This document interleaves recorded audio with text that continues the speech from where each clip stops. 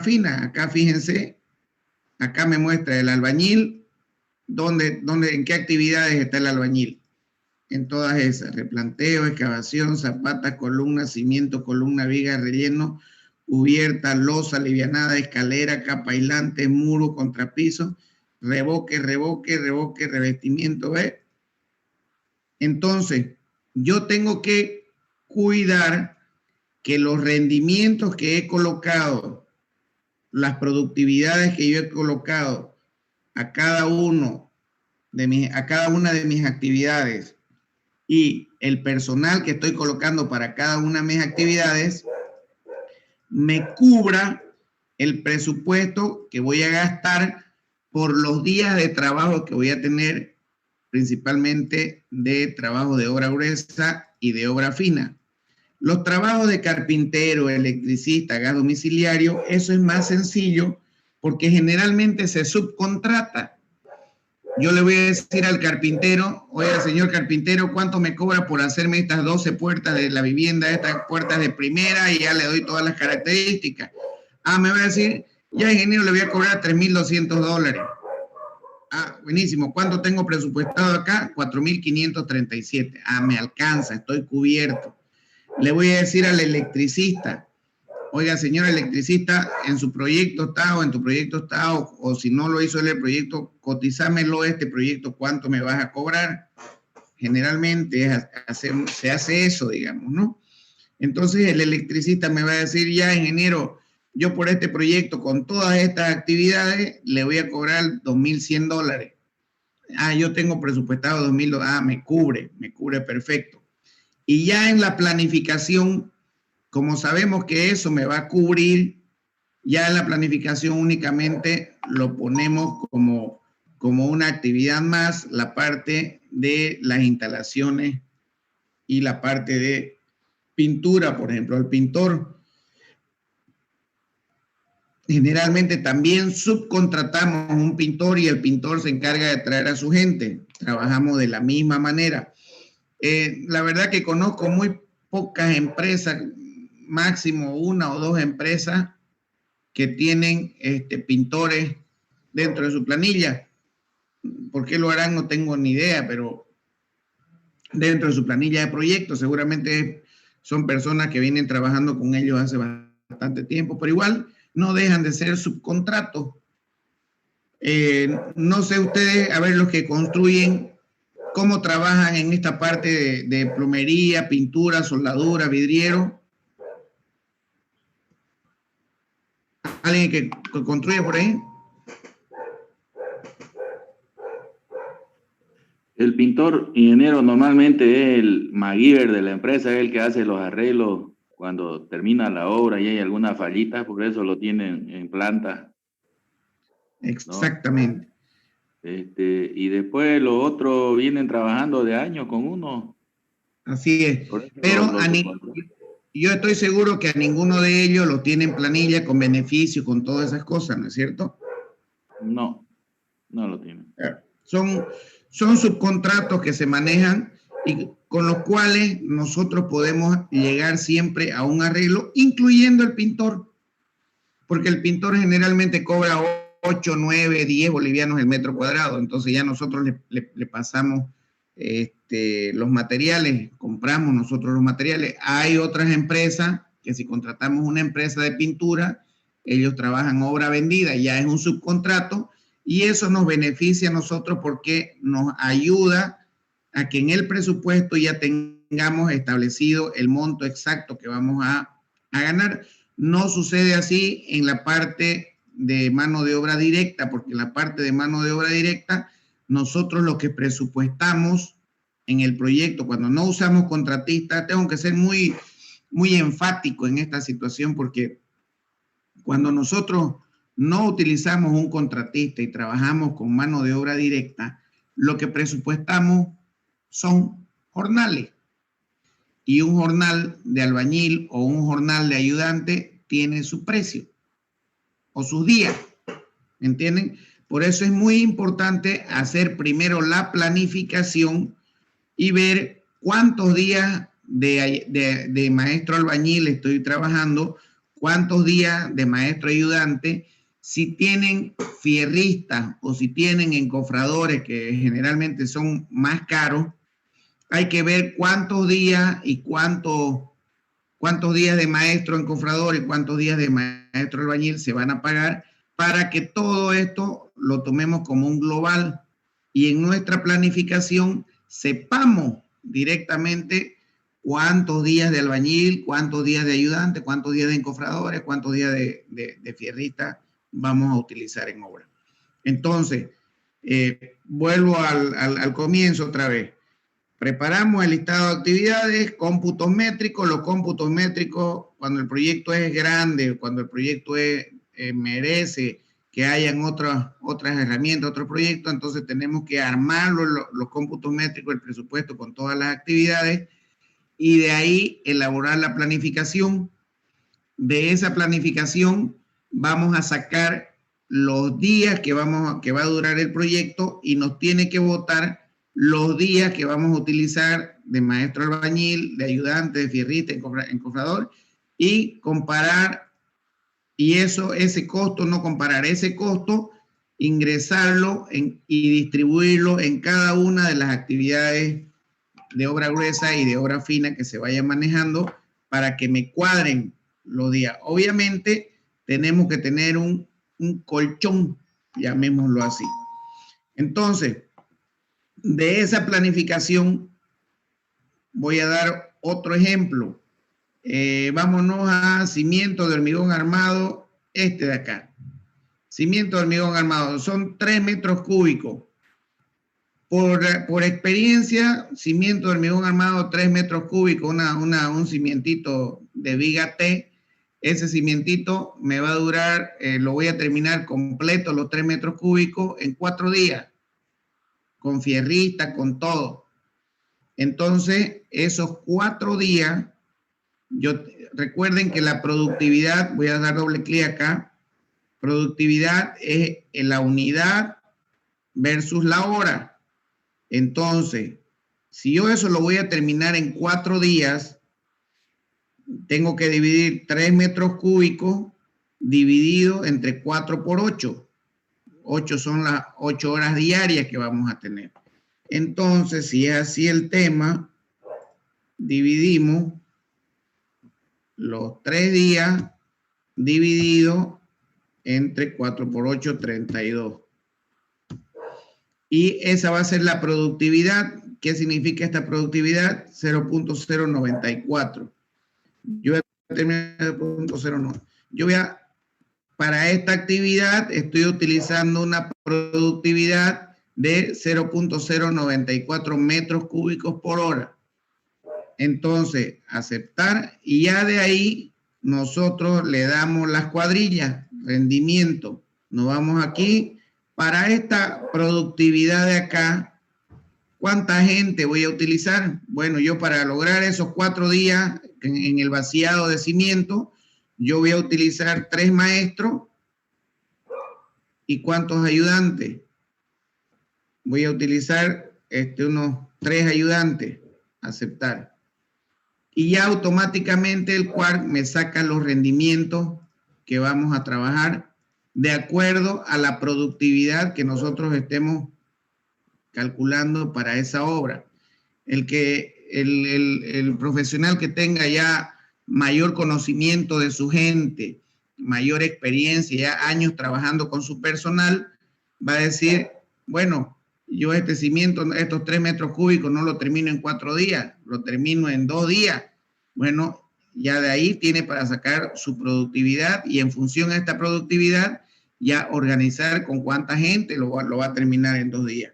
Y de ahí sale el costo de la mano de obra.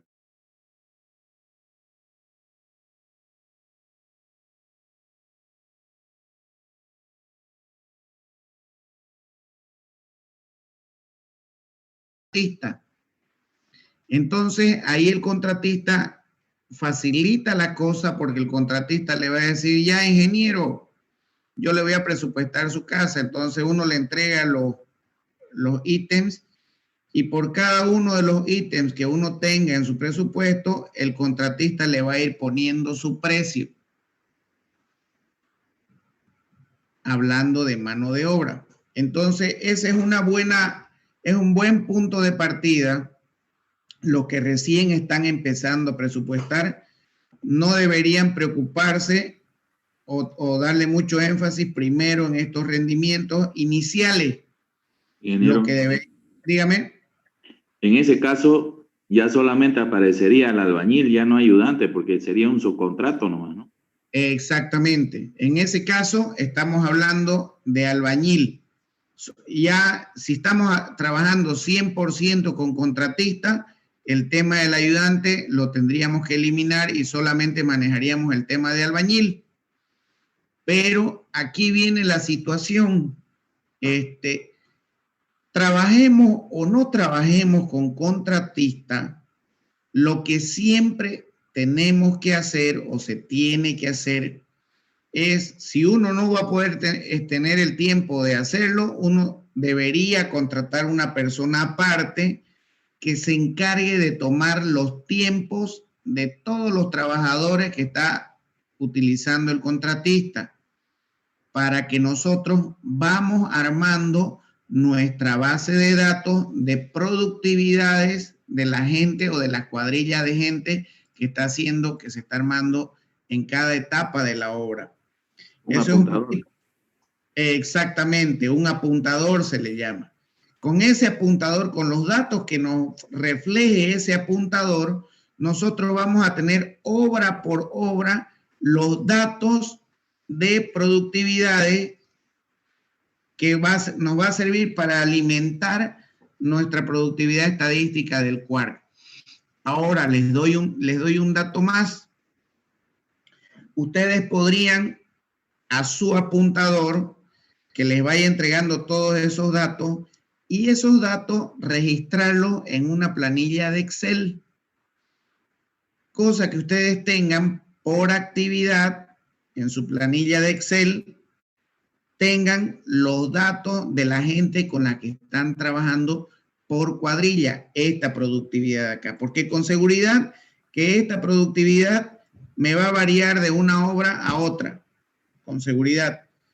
Entonces nosotros lo que podemos poner de este tipo de obra, por estas actividades, tenemos esta productividad por actividades, para esta otra obra lo mismo, y así tener un promedio después de todas las obras similares y cosas que esta productividad de acá, cada vez, mientras más obras tengamos, esta productividad que tengamos por actividad se nos vaya formando, se nos vaya tornando una constante con las personas que estamos trabajando.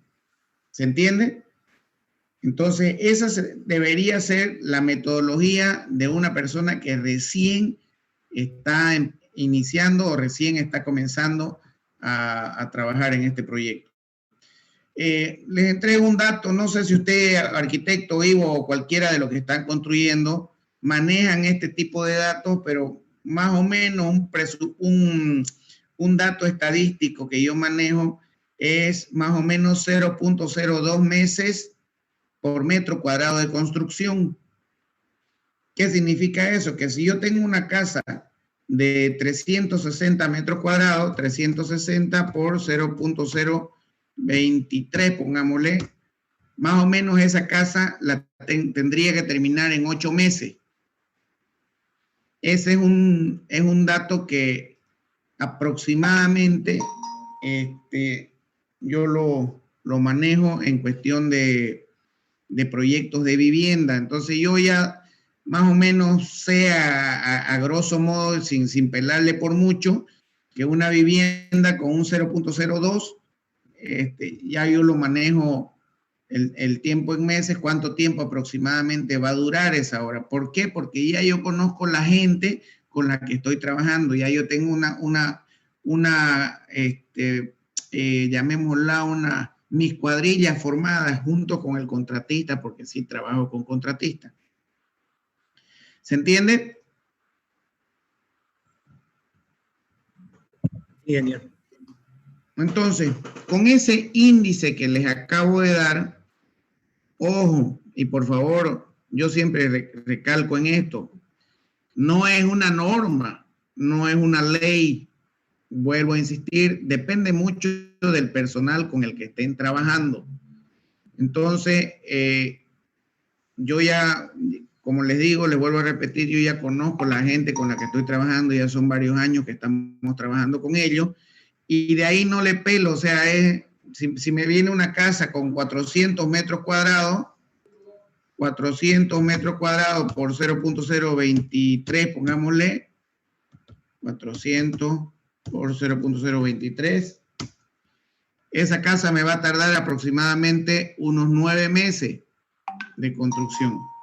Entonces, yo, sí, y para utilizar esto, siempre me doy un rango de colchón y en vez de decir 9 meses, le digo 10 meses al cliente. Y con eso no tengo ningún problema.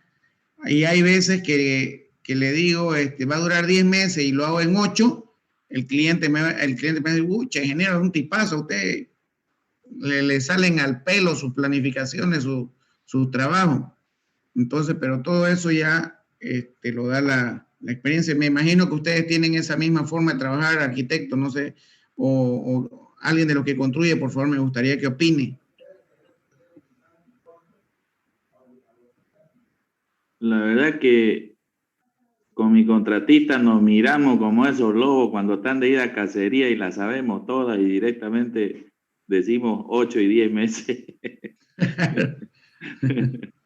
No, ya como nos conocemos y el ritmo que llevamos de años yo tengo, ¿no? Con este contratista, le calculábamos así a ojo y le damos un rango de un mes más. Es el mismo procedimiento, o sea, usted lo que hace es ver a ojímetro, digamos, ¿no? Más o menos el proyecto lo ve a ojímetro y le calcula a ojímetro cuánto tiempo puede tardar, ¿no es cierto? Sí, porque es todo su contrato. Claro. Todo entonces, su contrato. Yo le sugiero que más o menos utilice esta técnica de los índices constructivos y más o menos, yo estaba trabajando índices constructivos por actividad hasta que me cansé y ya vi que trabajando índices constructivos por el total de la obra me resulta mucho más práctico y mucho más para tema de presupuesto, ¿no? Pero si es para tema de control, me sirven bastante los índices de productividad por actividad, porque así ya yo puedo controlar a la gente. ¿Y cómo salen esos índices? Como lo vimos hace un ratito, el volumen dividido entre el tiempo, multiplicado por 8, que es 8 horas por día, ¿no es cierto? Entonces, con esos índices de productividad, créame que van a poder tener un mejor control y van a saber a tiempo en el tema de ejecución si se están retrasando, si se están adelantando, cómo va yendo en relación a la productividad que ustedes tienen ya estadísticamente por los registros que han hecho toda su obra, pues, ¿no es cierto? Entonces, esa es la situación para calcular el presupuesto. A nosotros lo que nos interesa es que el presupuesto, cada uno de estos costos que tenemos acá, cubra realmente lo que vamos a utilizar. Si nos vamos al tema maquinaria, ahorita de una vez veámoslo como hace un ratito lo mencionó, creo que el ingeniero Kevin. Entonces, si nos vamos al tema maquinaria, por ejemplo, esta es la maquinaria que estaríamos trabajando en el proyecto, en ese proyecto. Esa maquinaria, si nosotros seleccionamos y le damos editar, ahí me va a salir el total de toda la maquinaria que estoy, cantidad de horas requeridas. Fíjense, esta cantidad de horas requeridas es las cantidades que yo voy a trabajar en el total de mi máquina. Costo horario actual, este costo horario es el que tenemos que calcular nosotros de acuerdo a la planilla que yo les pasé en el módulo 1. Recuerden que yo les pasé una planilla en el cual decía costo por llanta, costo por lubricante, cada costo productivo, costo improductivo, decían todas esas planillas, ¿no es cierto? y al final decía costo horario actual de la máquina. Entonces, ese costo horario es el que trabajamos nosotros acá. Eso en el caso que nosotros tengamos la maquinaria propia, porque aquí me dice depreciación horaria. Generalmente, cuando tenemos maquinaria propia, la depreciación anual que hay de la maquinaria es aproximadamente de un 20-25% anual. Quiere decir esa depreciación que si yo compré un tractor oruga en $200,000 por lanzar un precio, al primer año ese tractor oruga se me va a descontar $40,000, el 20%. Entonces, intereses o seguro, si yo tengo algún seguro de mi maquinaria, si obviamente, y sí o sí tengo que estar con mis maquinarias aseguradas, entonces eso se refleja un monto de dinero también. Consumo de combustible, yo tengo que saber cuánto consume en combustible mi maquinaria, ese tractor oruga, cuánto de diésel me consume, siempre hablando en plata. Consumo de lubricantes, igual manera, reparación y repuesto. Si se dan cuenta, todos estos valores de acá son los que yo les di en la tabla del módulo 1. Se las voy a mandar de todas maneras para los que no hicieron el módulo 1, se las voy a mandar esa diapositiva, aunque deberían inscribirse otra vez para el módulo 1. Entonces, pero igual se las voy a pasar la tablita esa, en los cuales podemos calcular el costo horario de esa dígame. En este caso, bueno, nosotros tenemos lo que es el costo fijo, el costo por operación y el costo por consumo, ¿no? Ya. Directamente establecido de forma global, o la sumatoria de todos esos costos.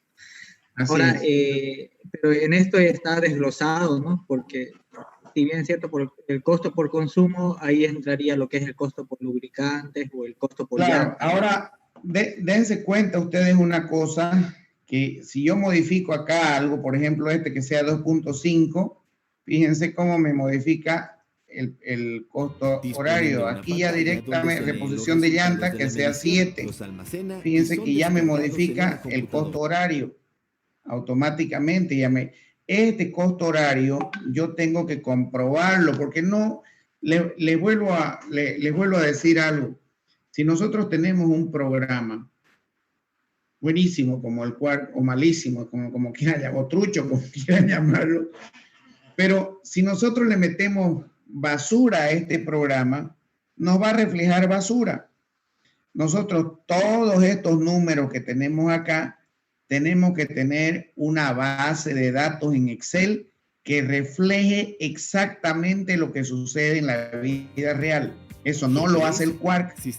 El Quark solamente me recibe datos, y en base a los datos que me recibe el Quark, o que yo ingrese en el Quark, voy a tener los costos que me va a salir de acuerdo a eso. ¿Me entienden? Entonces, por eso era lo que yo les decía cuando recién iniciamos. Tengo usar el costo de alquiler de equipo. Ya yo me olvido de todo esto acá. Fíjense que si yo selecciono esto, se me van a activar todos los costos como si yo tuviera posesión del equipo de maquinaria. Si yo selecciono usar el costo de alquiler, únicamente voy a tener el tiempo que yo lo voy a tener el equipo, o si no, voy a seleccionar, voy a tener el costo del alquiler del equipo, incluyendo combustible, incluyendo llanta, incluyendo todo, dependiendo del trato que yo llegue con el propietario de ese equipo, ¿no es cierto? Entonces, y bueno, este porcentaje externo ya vimos que si es alguna importación, que si es algún transporte, que si es generalmente los LUBOI con los que se contrata el equipo de maquinaria o la maquinaria de construcción, cobran entre 500 y 800 dólares el transporte por viaje, 500 u 800 dólares por llevarlo, y 500 y 800 dólares por recogerlo. Entonces, ahí tenemos que calcular este porcentaje, ya sea que utilicemos la maquinaria propia aunque si tenemos la maquinaria propia, necesariamente tenemos que tener un Luboy. Para los que no conocen el Luboy, son esas chatas planas de 12 metros. Entonces eso lo alquilan y ahí sale un porcentaje. Y si tenemos el costo de alquiler, generalmente lo que nos alquilan, dice yo se lo alquilo en tanto, pero aparte es el transporte. Entonces ya ustedes tienen que calcular el costo del transporte, cómo se tiene que realizar. ¿Se entiende? Sí, ingeniero, en el programa, ¿no?, del estudiantil no tiene esa opción de usar el costo de alquiler del equipo, solo tiene el cálculo del costo horario. Entonces, claro. Y otro es que yo lo he metido los datos y directamente te calcula lo que es el costo de horario improductivo, ¿no? Pues así es. Directamente Así es. te bota. Esa es una de las diferencias que hay con estas últimas versiones, digamos, ¿no? Entonces, se ha ampliado un poquito más la ventaja del Quark en cuanto al tema de presupuesto, de maquinaria y equipo. Entonces, le damos y otra cosa, el porcentaje del componente externo, al ser menor al 100%, me imagino que automáticamente el Quark lo multiplica, es como si lo estuviera multiplicando el 1.75 y ya lo contemplaría el 75% más, ¿no? Depende mucho de cómo, yo le voy a cerrar, depende mucho, vamos a cerrar este proyecto, nos vamos a archivos, nos vamos a formato de costo, nos vamos al formato según decreto y nos vamos al tema equipo y herramienta. Entonces aquí depende mucho, fíjense, equipo y maquinaria y las herramientas es un porcentaje. Si nos vamos a equipo y herramienta, esta es la fórmula que estaría creando el tema de todo lo que es la maquinaria. Aquí en ver factores, ahí vamos a ver qué significa cada uno de los factores que está utilizando. Entonces, de ahí es donde saca el tema del costo de equipo y maquinaria de esta fórmula de acá. Si nos vamos, por ejemplo, a un formato de caminos, ahí fíjense, equipo y maquinaria, ahí está equipo y maquinaria es eso, y herramienta lo toma como un porcentaje diferente, es el ver factores, es diferente el formulario que se toma. Sí. Ver factores. ¿Ven? Entonces, esa es una de las ventajas del Quark, que ustedes pueden programar el formato de acuerdo a cómo lo quieran trabajar. Personalmente, si me preguntan a mí, yo generalmente alquilo la maquinaria. No me ha salido hasta ahora un proyecto grande para ejecutar, y ahí en ese caso de que salga un proyecto grande, un proyecto de gran envergadura para ejecutar, habría que hacer el análisis, siempre en Excel, habría que hacer el análisis si me conviene alquilar o me conviene comprar maquinaria, digamos, ¿no? Ese es un análisis que sí o sí se lo tiene que hacer. Cuando el proyecto es grande, si no justifica comprar una maquinaria, no hay que hacerlo, digamos. ¿Cuándo justifica comprar una maquinaria? Cuando hay un flujo considerable de proyectos al año. Qué sé yo en este año voy a construir, tengo pensado, planificado, tengo ya casi firmado con varios clientes y voy a construir algo de 200, 300 viviendas de 2 pisos. Ya eso es otra cosa, digamos, porque voy a tener durante todo el año, hasta 2 años, quizás 3 años, voy a tener un flujo considerable de equipo y maquinaria. Pero si al año estoy construyendo, qué sé yo, 4 casitas, 5 casitas máximo, un edificio de 4 o 5 pisos, entonces hay que alquilar nomás, pues, ¿no? Entonces, una maquinaria de la que se usa en construcción, una retroexcavadora debe estar fácil en los 150,000, 180,000 dólares, digamos, ¿no? Entonces, y aún así habría que hacer un análisis, un estudio de factibilidad, si conviene alquilarse o comprarse la máquina. maquinaria. ¿Se entiende, no? Sí, ingeniero. Sí, sí. Ingeniero, Bien. una pregunta. Dígame. En cuanto a los proyectos de instalaciones hidráulicas, más o menos, ¿cuánto se cobra? O si es que se cobra por metro cuadrado, más o menos, ¿cuánto? Ya, en obra, más o menos, desde vivienda de 2 pisos para arriba, viviendas grandecitas estoy hablando, y un estatus no muy lujoso, un proyecto eléctrico debe estar costando aproximadamente no más entre el 7 y el 9% del costo total del proyecto. Si mi proyecto vale, qué sé yo, $120,000, entonces multiplicamos los 120,000 por 0.07. Yo debería cobrar más o menos unos $8,400 por ese proyecto. Y de eso, generalmente, por 0.10 menos 8,400, el eléctrico me debería estar cobrando unos $7,000, 6,800, $7,000 más por un proyecto de eso. ¿Se entiende? ¿Y de instalaciones hidráulicas, o sea, de plomería, de todo eso? Más o menos van casi por el mismo valor, están entre el 5 al 8% el tema de instalaciones hidrosanitarias, siempre material y mano de obra, o sea, todo completo, ¿no es cierto? Ya instalado todo, de eso estamos hablando. En Manzana 40, gracias a ese dato, fue que se tuvo que rehacer el proyecto eléctrico, porque el proyecto eléctrico de Manzana 40 estaba alrededor de un 15%. Entonces tenemos, gracias a Dios, tenemos ingenieros bastante competentes acá en Bolivia que se rechazó el proyecto y lo tuvieron que rehacer los chilenos. Ya estoy metiendo otra vez otros temas, pero no importa, ¿no? ¿Por qué me preguntan esas cosas? Pero más o menos ese es el valor que tenemos de porcentaje en relación a los costos totales. O sea, ya contempla el proyecto en sí y aprobado, firmado y también ejecutado, ¿así? No. Estamos hablando de ejecución. Ah, ya. O sea, si yo hablamos, lo que le decía es el proyecto en sí, ¿no? Firmado, todo eso. Ah, usted me está hablando de elaboración de proyecto. Sí.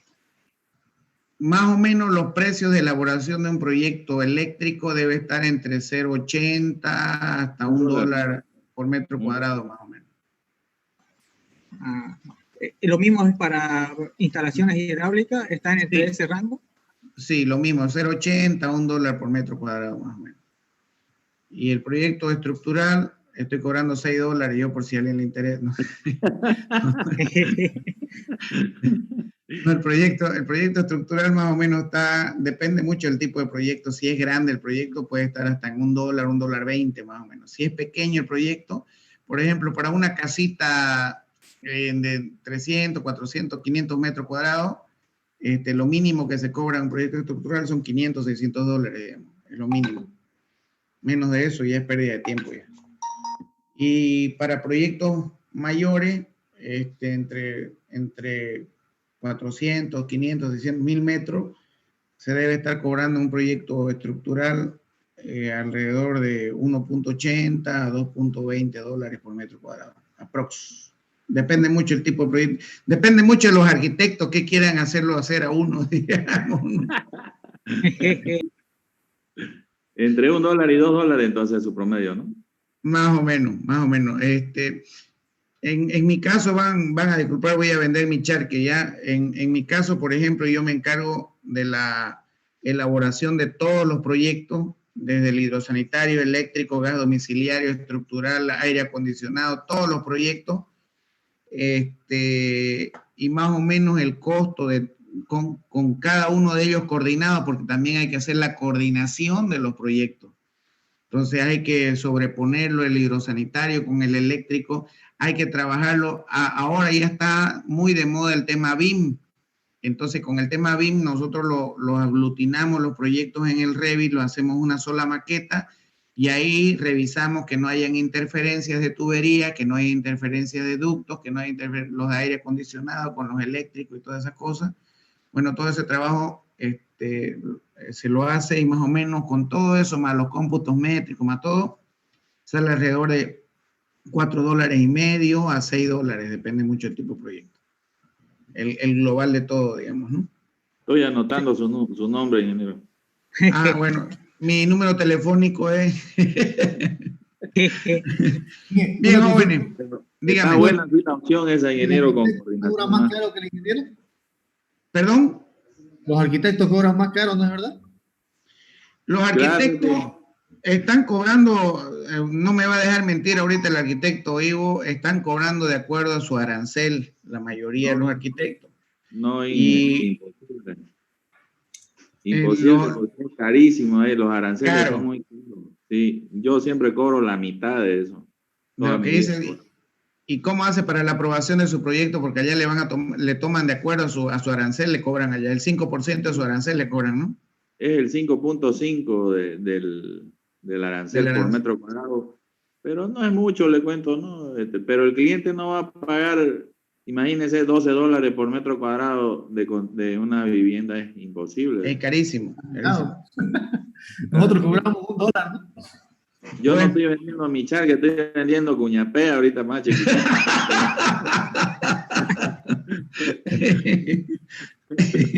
Bueno, entonces, en definitiva, esos son más o menos los precios, los costos que se están manejando actualmente en el mercado.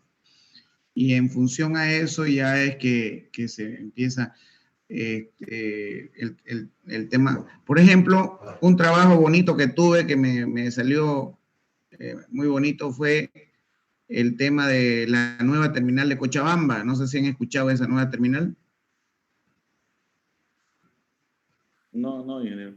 Bueno, están ahorita, ya la están construyendo. Yo lo hice el cálculo estructural de esa nueva terminal de Cochabamba y por el cálculo estructural más todo lo que era la planificación de su obra, una planificación para licitación, no para construcción, o sea, para sacar más o menos un tiempo de referencia, ¿no? Y todo el tema del presupuesto general de todo el proyecto ese, me salía más o menos algo de $14 millones que iba a costar esa terminal. Me salió un proyecto bonito, eran más o menos 36,000 metros cuadrados de construcción, digamos. Entonces, y ya la deben estar construyendo, deben estar por la etapa de fundaciones. Pero bueno, sigamos en nuestro tema. Facilito es desviarse cuando le gusta a uno la charla mucho. Bien, ya tenemos, yo hice un programa, un proyecto más cortito. Nos vamos a la etapa de planificación. Teóricamente ya la tenemos en la parte presupuestaria. Nos vamos a la etapa de planificación. Vamos a buscar el proyecto pequeñito que hice. Estamos hablando de este de acá. Le damos a aceptar. Y ahí yo hice la planificación de ese proyectito.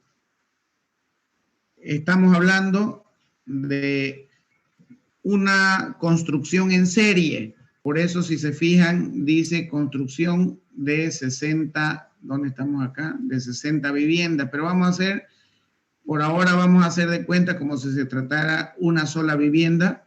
Programación del proyecto. Aquí está, lo buscamos el proyecto. Le doy. Fíjense, presupuesto de 60 viviendas. Todavía no nos vamos a meter a lo que es construcción en serie, sino que es el cronograma para una sola vivienda. Yo le puse acá meta 1, meta 2, meta 3, meta 4, meta 5, meta 6, que son los objetivos que se tienen que cumplir cuando uno está más o menos en el tema de construcción en serie. Aquí lo que realmente debería llamarse son los hitos o las etapas de de construcción. Entonces, pero esta es una vivienda, fíjense que de acuerdo a estos hitos que se trabajaron acá, tenemos una duración por casa, pero solamente en obra gruesa, quiere decir hasta cubierta e incluyendo los muros en bruto, en grueso, tenemos una duración de 79 días. Esta casa debe tener más o menos unos 250, 200, a ver, ahora tengo un ratito, 250 por 5 meses me tendría que durar esa casa, 5 o 6 meses, y la duración de la obra gruesa más los muros está más o menos en 79 días. Entonces, ¿a dónde quería llegar? Que ya tengo yo la planificación de esta vivienda, ya yo puedo, en base a esa planificación, ya yo puedo emitir mis cronogramas tal cual lo habíamos visto, si quiero en días, si quiero en semanas, vamos en días, le doy a aceptar, ahí me va a botar mi cronograma en días, de acuerdo a lo que hemos visto, sigo en planificación, utilización de mano de obra, y ahí doy mis cumplimientos de todo lo que hemos visto en relación a la mano de obra. Eso es lo que tengo planificado, los meses versus las horas. No se ve. ¿Perdón? Ay, perdón.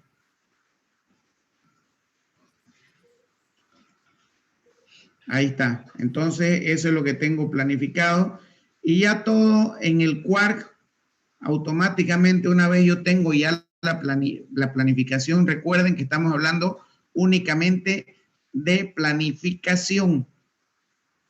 Es lo que hemos planeado trabajar, digamos, ¿no? Entonces, aquí en planificación podemos sacar flujo de materiales, todo esto que lo podemos exportar a Excel, nuestros cronogramas de inversiones, todo, planes de ejecución de obra, todo, cronograma de desembolso, esto me va a mostrar, exportar a un archivo Excel o vamos a previsualizarlo a 2 decimales. Monto de anticipo que me dé un 15%. Perdón, acá es el 15%. Me va a dar 24,000 para esa obra. Esa obra total va a ser $166,000. Me va a dar ese anticipo. Y tenemos ese cronograma de desembolso. Desde el mes 0 hasta el mes 6 vamos a tener ese cronograma.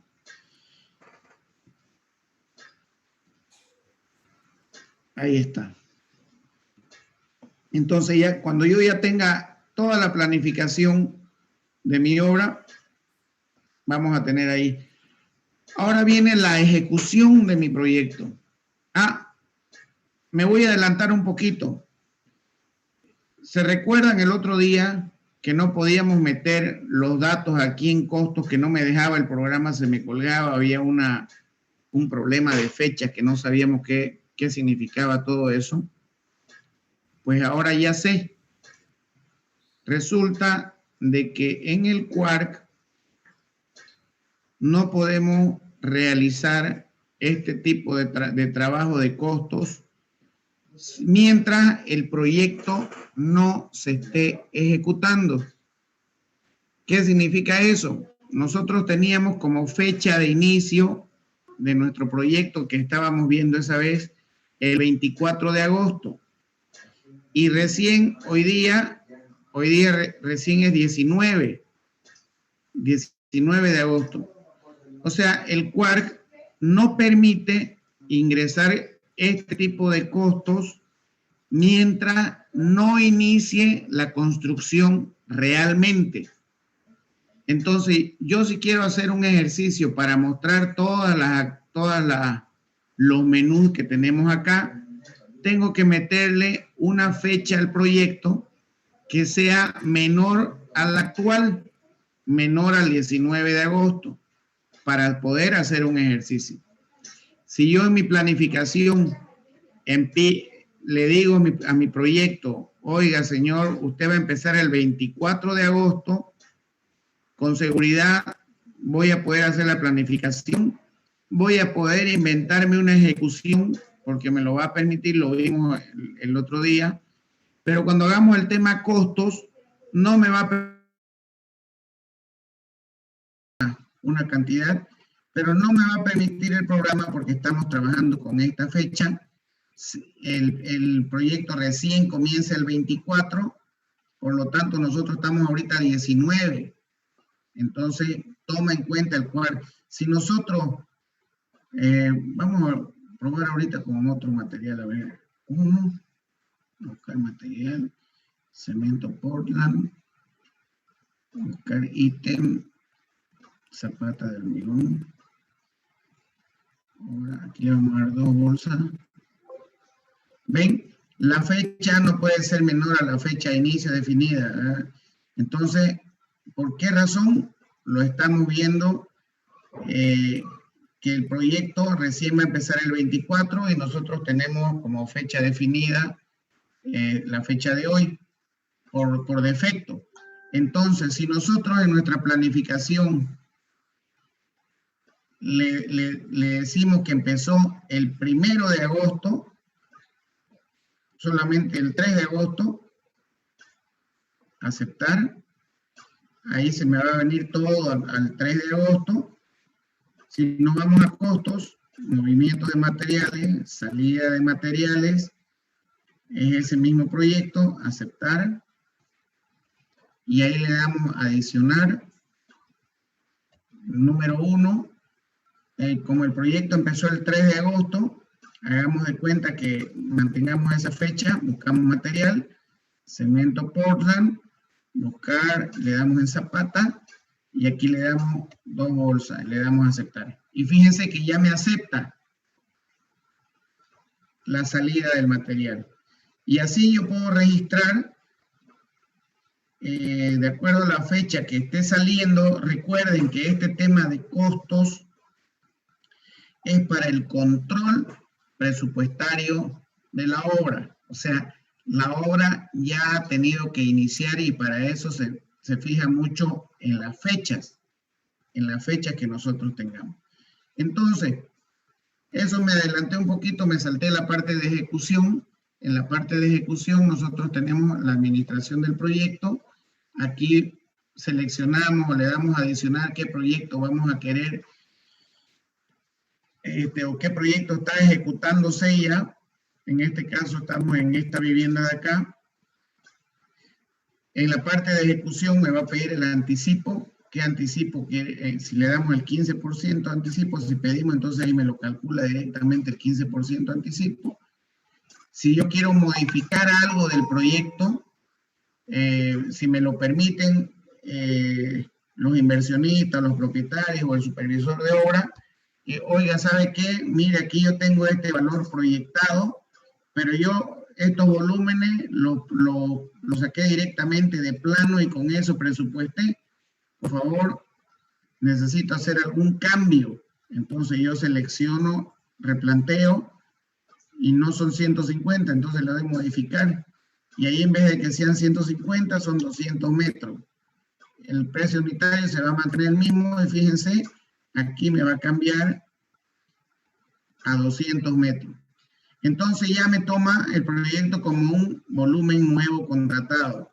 Y es en relación a este volumen contratado que vamos a calcular todos los demás costos que hay en la obra. Cerrar.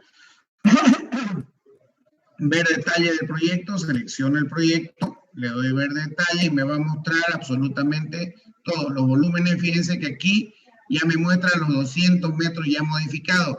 Quiere decir, como está siendo calculado ya el presupuesto con todas las modificaciones que han habido. Seguimos en ejecución. Órdenes de cambio, ya las vimos las órdenes de cambio. Se trata igual de lo mismo. Si yo quiero adicionar un nuevo cambio más, este es el cambio número 2, se está dando en esa fecha, le doy una referencia, cambio por, qué sé yo, pedido del dueño.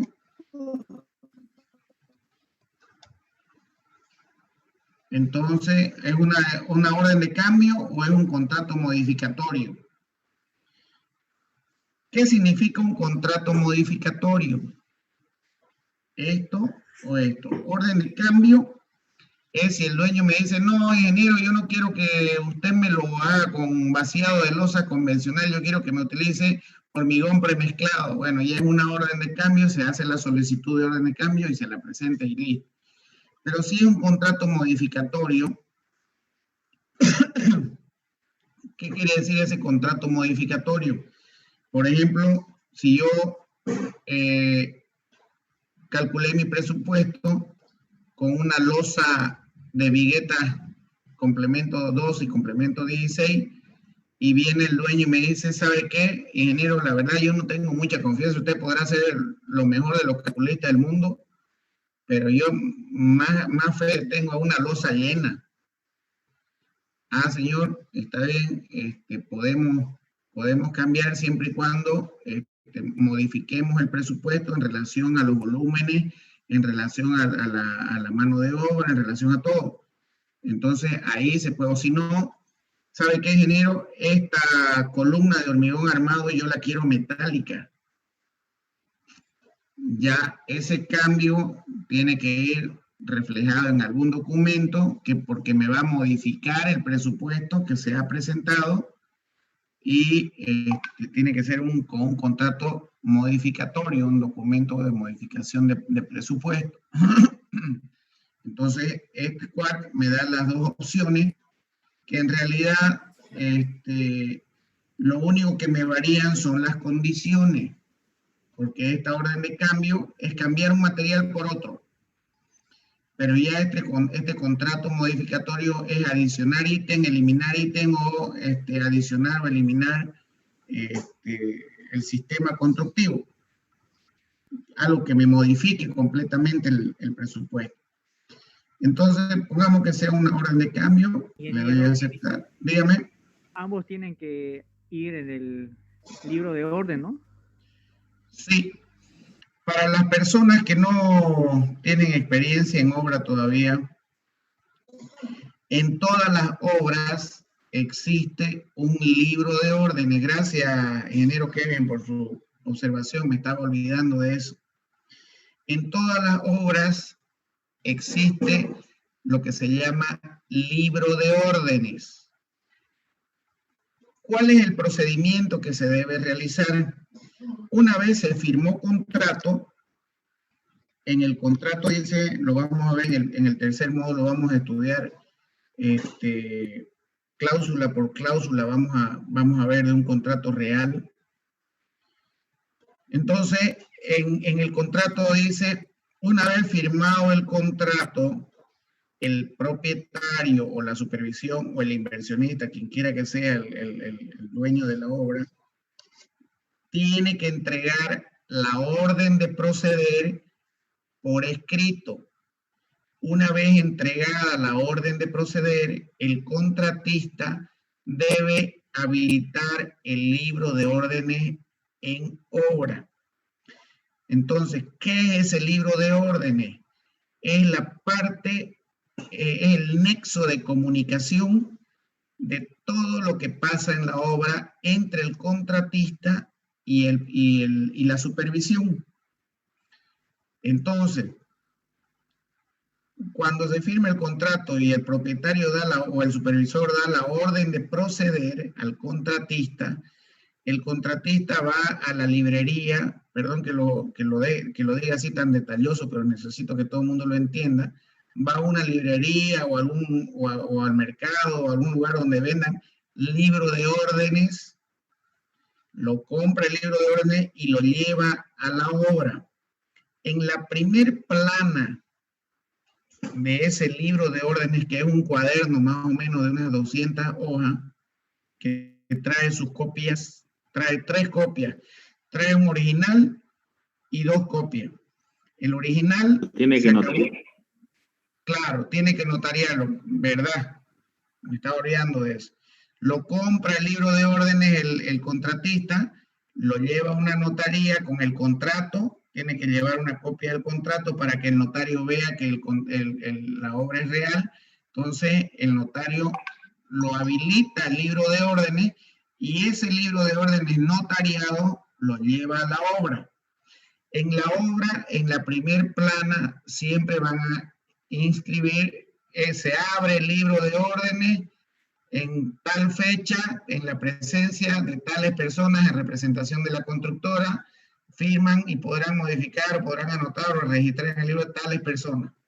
De parte de la supervisión o del propietario, tales personas están habilitadas para firmar y lo firman y se pone la fecha y se sella, y a partir de ahí se registra absolutamente todo lo que pasa en obra. ¿Qué significa todo lo que pasa en obra? Por ejemplo, la constructora, de la constructora a supervisión, en fecha tanto se tiene planificado vaciar la columna de la columna 1 a la columna 20 de la planta baja y se solicita la revisión oportuna de los encofrados para proceder al vaciado.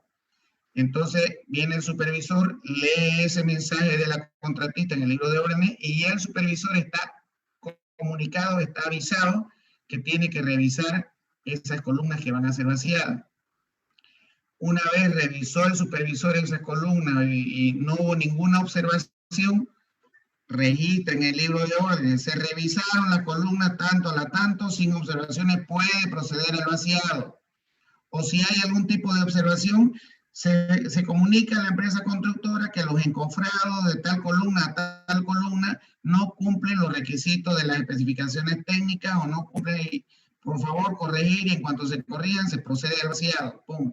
Entonces, ese es el tipo de comunicaciones que hay en obra a través del libro de órdenes.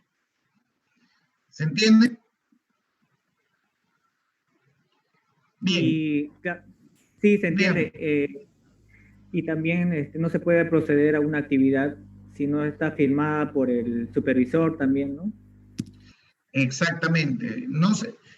El contratista, sea quien sea, no puede vaciar una losa, no puede vaciar una columna, no puede vaciar nada si no cuenta con la autorización de supervisión.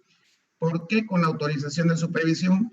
Porque el supervisor de obra es el que va y controla que todo esté de acuerdo a las especificaciones técnicas del proyecto. Tiene que verificar, si es columnas, hay que verificar la verticalidad de las columnas, hay que verificar el posicionamiento de las columnas, hay que verificar que las armaduras no estén chocando los encofrados, bueno, en fin, son bastantes cosas técnicas que se tienen que verificar. Entonces, eso es previo al vaciado, y durante el vaciado el supervisor tiene que verificar el tipo de hormigón que se está utilizando, qué asentamiento se está utilizando, si es poco asentamiento, si es mucho, si está muy líquida la mezcla. Todos esos datos también lo tiene que controlar el supervisor y comunicar en caso de alguna observación, comunicarlo a través siempre del libro de órdenes. ¿Qué pasa si una empresa constructora no hace o no realiza ese procedimiento por ley? Si hace lo que le da la gana. Sencillamente, si hay algún problema o si hay algún rechazo del supervisor, ¿sabe qué? Ustedes vaciaron esto, yo no lo vi, dice el supervisor, entonces por lo tanto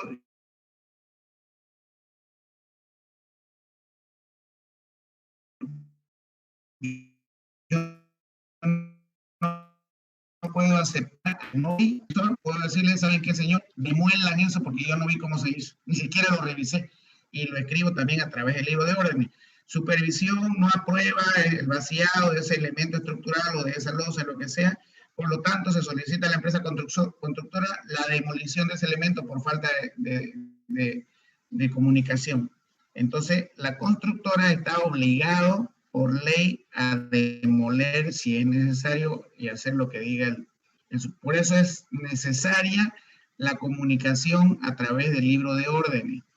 Cualquier problema legal que haya, el libro de órdenes es la máxima autoridad en la parte legal. Todo lo que estuvo escrito en el libro de órdenes es ley. ¿Se entiende? Una consulta, Inge. Y si usted empresa constructora envía una nota al supervisor en el libro de órdenes diciéndole que se va a vaciar y el supervisor no aparece, ¿usted qué hace? ¿Espera o vacía? A través del libro de orden, si al supervisor no le dio la gana o no le dio tiempo se escribe en el libro de orden, en tal fecha, en tal día se informó, se comunicó a supervisión el vaciado del elemento de la losa, lo que sea, y supervisión no estuvo presente. Hay dos opciones: o nos arriesgamos después de esa comunicación, nos arriesgamos y le echamos la culpa a supervisión, o la otra, que es la que comúnmente se hace y es la más criteriosa, como supervisión, se escribe en el libro de órdenes, como supervisión no revisó, la constructora no seguirá con las actividades programadas por perjuicio de la no revisión de supervisión, por lo tanto, se cargará al dueño los daños y perjuicios por tal situación. Entonces, ahí quien está arruinado es el supervisor por no cumplir su trabajo, porque el no cumplir su trabajo no está dejando que la empresa constructora continúe con el trabajo y la está perjudicando, y eso significa plata. Todo se traduce en dinero. Entonces va a venir el dueño y va a decir, va a leer eso, porque también el dueño puede leerlo, y va a leer que el supervisor no le dio la gana de revisar y lo perjudicó al proyecto, lo perjudicó el avance y la perjudicó a la empresa. Y la empresa por nada más eso está cobrando su perjuicio. ¿Quién creen que va a ser el pagapato? Fiscal. Eso Tiene... La empresa, la que el supervisor no pierde nada. Le tiran una llamada de atención. La empresa pierde tiempo por no trabajar, digamos. No, es que la empresa nunca pierde. O sea, esa es la premisa que tienen que meterse todos en su cabeza, porque ese tiempo que pierde la empresa se traduce en plata que lo tiene que pagar el dueño, porque es un perjuicio, eso tiene que estar en contrato. ¿Me entienden? Ingeniero. Dígame. Una vez escribe la constructora que quiere hacer ese ítem, tiene 3 días para contestar al fiscal. Si no contesta el fiscal, ese ítem se ejecuta. Eso lo vamos a ver bien a detalle. Yo tengo un contrato bonito, ya saben de dónde. Para mostrarles. Es uno de los contratos más completos que yo he visto en toda mi vida. O sea, ese contrato tiene hasta lo que ustedes no se imaginan. Entonces, y justamente toca todos esos puntos que están diciendo, tocan los plazos, cuánto tiempo tiene el contratista, cuánto tiempo tiene el supervisor, cuánto tiempo tiene el supervisor para revisar una planilla de avance de obra, cuánto tiempo tiene el dueño para pagar esa planilla de avance de obra una vez hubiera hecho la revisión, la supervisión, en fin. Eso más que todo ya es parte contractual. Es tema de contrato que en su momento lo vamos a ver. Pero lo que... El tercer módulo. Lo vamos a ver eso en el tercer módulo. Así que... Ingeniero, entonces... Dígame. Para poder conciliar las mediciones, digamos, estamos en lo último y ya entregamos las planillas, también podemos colocarle en el libro de orden, poner, se solicita la revisión de los volúmenes métricos. Y así es. Se solicita coordinar con la empresa constructora la conciliación de los volúmenes de obra para tal fecha. O sea, entonces ya tenemos programado que esa FLE, a través del libro de órdenes, a través del libro de órdenes, tenemos programado que esa vez, una fecha específica, vamos a revisar los volúmenes de obra. Eso, porque generalmente los volúmenes de obra se revisan al momento de la revisión de los encofrados, pues, ¿no es cierto? Algo muy, muy importante que se presenta mucho en obra es el tema de los vaciados, y siempre hay un problema terrible con los proveedores de hormigón. No voy a decir nombre ni nada, pero siempre hay con la mayoría de las empresas, así de los que proveen hormigón, Resulta que ellos llevan un hormigón a obra, pero resulta que cuando botan el hormigón, ellos vienen en su planilla con una cantidad mayor de hormigón de lo que hay en obra. ¿Cuál pagarían ustedes, la que dicen ellos o la que hay en obra? Una vez ha secado el hormigón, una vez ha fraguado.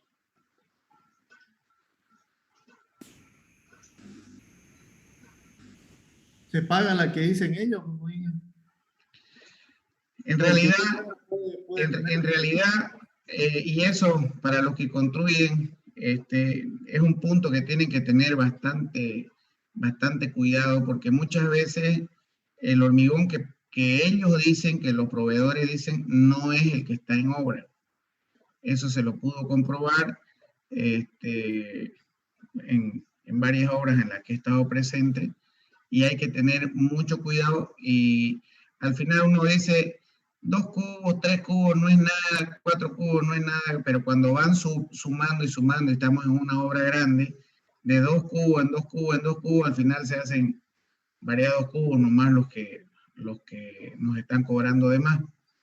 Y siempre está la excusa de la normativa. Hemos tenido bastantes discusiones bien fuertes con algunos proveedores de hormigón por temas normativos. Y hay algo que tenemos que estar presente, que siempre tienen que estar presentes como clientes o consumidores del hormigón premezclado, es que nosotros compramos un hormigón puesto en obra. Las pérdidas o sus laboratorios, o las pérdidas que ellos hagan por sus laboratorios, eso no tenemos nada que ver. Nosotros, ellos nos cobran un precio por metro cúbico puesto en obra. Y hay por ahí alguna empresa que dice que las normas latinoamericanas consideran que una pérdida, que otra pérdida, por esto, y eso también hay que adicionarle al costo. No, no es así el tema. No sé si les ha tocado a alguno de ustedes alguna experiencia de esa. Yo fui a una obra ahí donde siempre le faltaba al mixer, y siempre teníamos que pedir 2 o 3 cubos para cierre. Nunca llegaba lo que se pedía. Claro. Se han mañoseado bastante, esa es la palabra. Y hay que tener mucho cuidado con eso. Y era una discusión enorme para el pago con el dueño. Sí. Otro problema que yo pude ver ahora con bolsa de cemento que con mixer. Era más fácil el control y rendía más con bolsa de cemento, la cosa del tiempo. Así es. Yo hice alguna vez, perdón, dígame. Le quería decir, ¿no?, que tuve un problema, ¿no?, con un proveedor, que el asentamiento, ¿no?, que pedimos nosotros un tipo de asentamiento, pongámosle 15, digamos. Entonces, ahí, cuando llegaba ahí a la losa 2, no llegaba con ese ritmo, y ellos tenían, y no traían, para el colmo, no tenían su aditivo. Y le adicionaban agua más de lo debido. O sea, hay bastantes cositas que... límites, ¿no? Hay un límite para adicionar agua, ¿no? Porque no se puede echarle agua más de lo debido. Hay bastantes cositas que hay que hacer, por prestarle bastante atención al tema de los hormigones premezclados, digamos. Yo en algún momento hice una comparación de precio, una comparación de costo. Tenía un pequeño edificio de unos 5 pisos más o menos. Y las 2 primeras losas las vacié con hormigón premezclado. Era, si mal no recuerdo, creo que era el año 2007, 2008, un año que hubo bastante escasez de cemento. Entonces, y llegó su momento que a las empresas, que no eran muchas, eran 2 nomás en aquella época, se les tenía que hacer pedidos de hormigón hasta con un mes de anticipación. No puede, y en un mes suceden muchas cosas. Entonces, hice una comparación. Yo me faltaban 3 lositas de 400 metros cuadrados, más o menos. Y le metí mango En esa época era con mano, no había el cuarto. O por lo menos no lo sabía manejar en esa época. Entonces, le metí, vamos a hacer un poquito, actualizarlo un poquito más, le metí Excel al tema y al final de cuentas salí como con 5,000 bolivianos cada losa, más barato que con el hormigón premiezclado. El único tema con eso era que con el vaciado a mano de cada losa tardaba más o menos unas 16 horas, 400 metros en 16 horas. Y en cambio con el hormigón premezclado se me transformaba en 5 o 6 horas de vaciado, digamos. O sea, es grande el tiempo. Es harta la diferencia en tiempo. Yo le cuento, dígame. Yo cuando estaba haciendo un tanque, pedimos nosotros hormigón con retardador y con plastificante y con un asentamiento de 15, porque era 3/4. Y nos llegó el primer mixer con un retraso de 1 hora. Un retraso de 1 hora, el asentamiento arriba le dio 4. Tuvieron que echarle aditivo y agua. A lo mucho que dio fue a 7, 8, después no quiso dar más. Lo rechazamos ese mixer. Pero claro. Arriba no le sirve ese asentamiento. El otro llegó por 2 horas, también lo rechazamos. Por último, no quisieron traernos más, amigo. Tuvimos que hacerlo a mano, le tiramos casi unas 18 horas. Claro, y al final de cuentas sale más económico. Lo único que sí es el tiempo que se emplea para el trabajo en ese tema. Esa es la situación. Bien, jóvenes, ha sido un gusto nuevamente compartir con ustedes. Hoy día no nos dio más el tiempo para dedicarnos un poquito más a la parte de costos, pero ya lo vimos ese otro día, ya sabemos por qué fue que se nos